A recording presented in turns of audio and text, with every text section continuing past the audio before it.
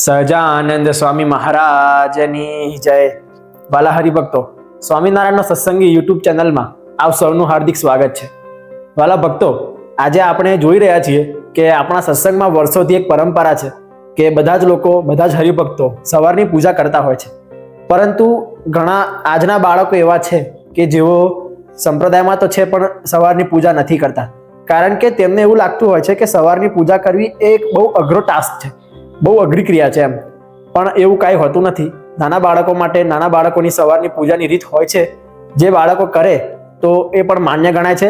અને આજના ટેકનોલોજીના જમાનામાં જો આપણે આપણા બાળકોને સવારની પૂજા કરતા નહીં કરીએ તો આગળ જઈને કદાચ એ જગતમાં બહુ મોટી કીર્તિ મેળવી લેશે, ખૂબ ધનવાન થઈ જશે, પરંતુ એના કલ્યાણનું કામ છે તે રહી જશે.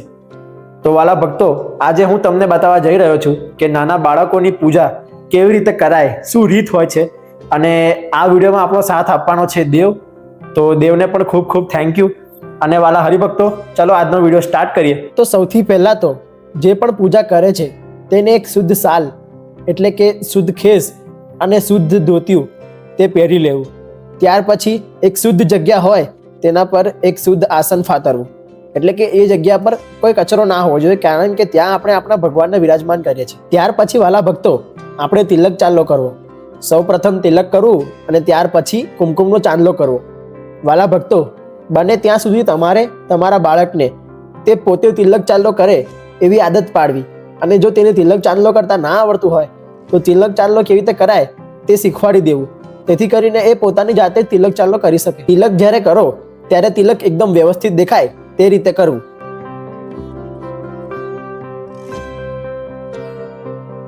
વાલા ભક્તો, આ રીતે સુંદર મજાનું તિલક ચાંદલો થઈ જાય ત્યાર પછી આપણે આપણી જે પોતપોતાની પૂજા પેટી છે તે પૂજા પેટીને પગે લાગવું અને તે પૂજા પેટીને ખોલવી. તે પૂજા પેટી તમે ખોલશો એટલે તેની અંદર તમને આસન મળશે. આ એક ચોખ્ખું આસન હોય છે, જે ભગવાનને જેના પર આપણે બિરાજમાન કરીએ છીએ તે આસન. તો તે આસનને આપણે એકદમ સીધું કરીને ફાતરી દેવું અને ત્યાર પછી ભગવાનના સ્વરૂપ લેવા અને ભગવાનનું સ્વરૂપનું જે મુખ હોય તે અત્યારે ઊંધું રાખવું, કારણ કે અત્યારે ભગવાન સૂતા છે. આપણે ભગવાનને જગાડીશું ત્યાર પછી આપણે ભગવાનનું મુખ છતું કરીશું. અને આ રીતે આપણી માળા, શિક્ષાપત્રી વગેરે આપણે ગોઠવી દેવા. આટલું કર્યા બાદ હવે આપણે માનસી પૂજા કરીશું. માનસી પૂજા કેવી રીતે કરવી તો અત્યારે જો તમને માનસી પૂજા બતાવીશ તો તે ખૂબ લાંબો વિડીયો થઈ જશે. આથી માનસી પૂજા મેં ડિસ્ક્રિપ્શનની અંદર લખી દઉં છું, તો તમે ત્યાંથી એ માનસી પૂજા કરી શકો છો વાંચીને.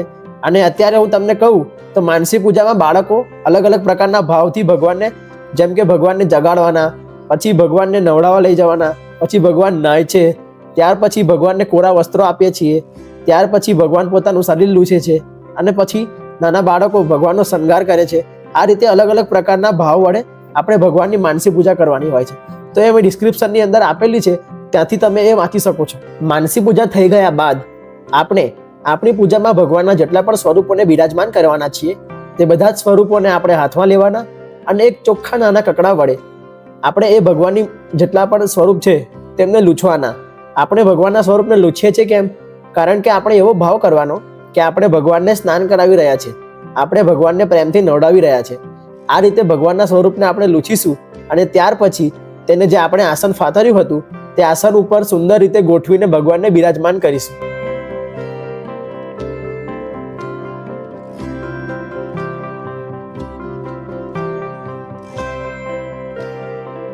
હવે આટલું કર્યા બાદ જે લોકો મોટા હોય છે તે લોકો માટે આચમન વિધિ હોય છે, પરંતુ આપણે નાના બાળકોને પૂજા શીખવાડીએ છીએ માટે નાના બાળકોને આચમન વિધિ કરવાની જરૂર નથી.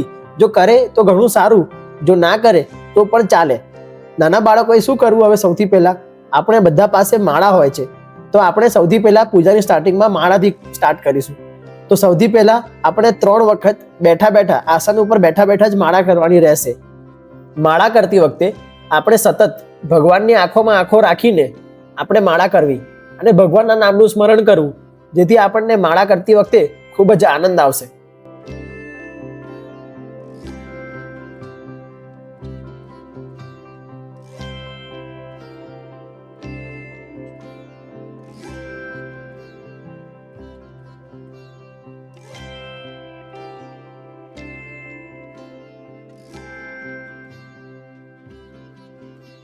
તો તો હવે આપણે બેઠા બેઠા 3 માળા કરી ચૂક્યા છીએ. હવે આપણે ઊભા થઈને તપની માળા કરવાની રહેશે, જે તમને હવે બતાવો. તપની માળા કરવા માટે આપણે જે આસન ઉપર બેઠા હતા તે જ આસન ઉપર આપણે ઊભું રહી જવું અને આપણો જે જમણો પગ છે તે ડાબા પગના ઢીંચણને અડે તે રીતે રાખો અને બંને હાથ આ રીતે ઉપર કરીને સ્વામિનારાયણ સ્વામિનારાયણ નામનું સ્મરણ કરતા કરતા માળા કરવી. જો નાના છોકરાઓનું બેલેન્સ ના રહેતું હોય તો થોડો પગ નીચો રાખી શકાય, પણ તપની માળા તો જરૂર કરવી.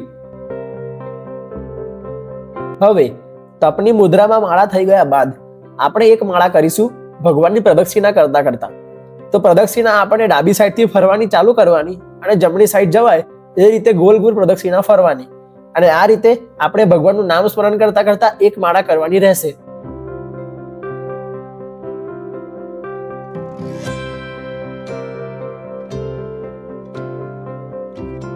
પ્રદક્ષિણાની માળા કર્યા પછી આપણે હવે ભગવાનને વંદન કરીને દંડવત કરીશું.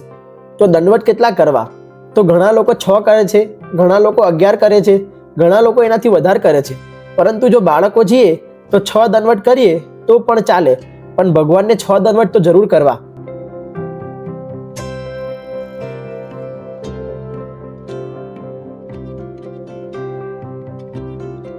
વાલા ભક્તો, દંડવત કર્યા પછી હવે આપણે વાંચીશું શિક્ષાપત્રી. વાલા ભક્તો, ભલે નાના બાળકો હોય પરંતુ રોજે શિક્ષાપત્રી તો વાંચવી જ જોઈએ, કારણ કે તેમાં જે સ્વામિનારાયણ ભગવાને બધી આજ્ઞાઓ કરેલી છે તે બાળકોને આગળ જઈને એમના ભવિષ્યમાં ખૂબ જ કામ લાગવાની છે. હવે એક સવાલ થશે કે રોજે શિક્ષાપત્રીના કેટલા શ્લોક વાંચવા? તો વાલા ભક્તો, જો બાળકો હોય કે વડીલો હોય, રોજે શિક્ષાપત્રીના 5 શ્લોક તો અવશ્ય વાંચવા. ત્યાર પછી તમારી અનુકૂળતા પ્રમાણે તમે જેટલા શ્લોક વાંચો તેટલા, પરંતુ 5 શ્લોક તો શિક્ષાપત્રીના રોજે અવશ્ય વાંચવા જોઈએ.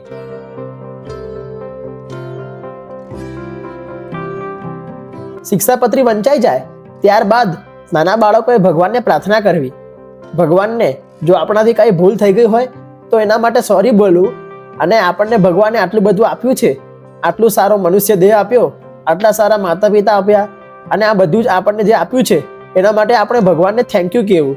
તો આટલું સોરી અને થેન્ક યુ ભગવાનને આપણે રોજે શિક્ષાપત્રી વાંચ્યા પછી લાસ્ટમાં કહી દેવું. ત્યાર પછી ભગવાનને કહેવાનું કે ભગવાન, હવે તમે તમારા સ્થાનમાં વિરાજમાન થાવ, એટલે કે મારા હૃદયમાં વિરાજમાન થાવ. અને આમ કરીને ભગવાનના બધા સ્વરૂપોને વ્યવસ્થિત ગોઠવીને ફરી પાછા પૂજા પેટીમાં મૂકી દેવા.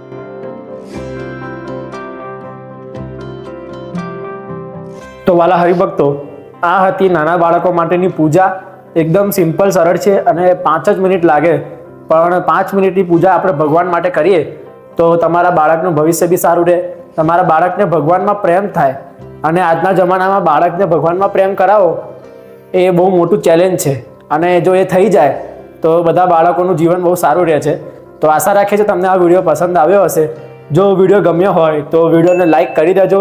આવા જ સત્સંગ રિલેટેડ વિડીયો દેખવા માટે અમારી ચેનલ સ્વામિનારાયણ સત્સંગીને સબસ્ક્રાઇબ કરી દેજો અને આ વિડીયોને તમારા ફેમિલીમાં જેટલા પણ બાળકો હોય એમના પેરેન્ટ્સને જરૂર શેર કરજો, તો એમના બાળકો પણ સવારની પૂજા કરતા થાય. અને બાકી કમેન્ટમાં જય સ્વામિનારાયણ તો લખી જ દેજો. મળીએ છીએ નવા એક વિડીયો સાથે ફરી ક્યારે. ત્યાં સુધી સૌને ખૂબ ભાવથી ભેટીને જય સ્વામિનારાયણ.